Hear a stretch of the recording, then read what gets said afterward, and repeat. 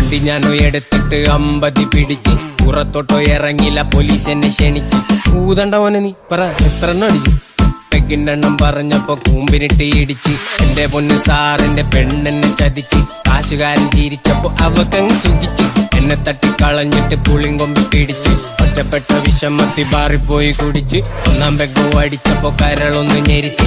2-ാമത്തെ പെഗ്ഗിനായി മനമങ്ങ് കുതിച്ച്. 3-ാമത്തെ പെഗൊഴിച്ച് number ഞാൻ കറക്കിയിട്ട് beef കൂട്ടി അടിച്ചിട്ട് തള്ളക്കാൻ വിളിച്ച്.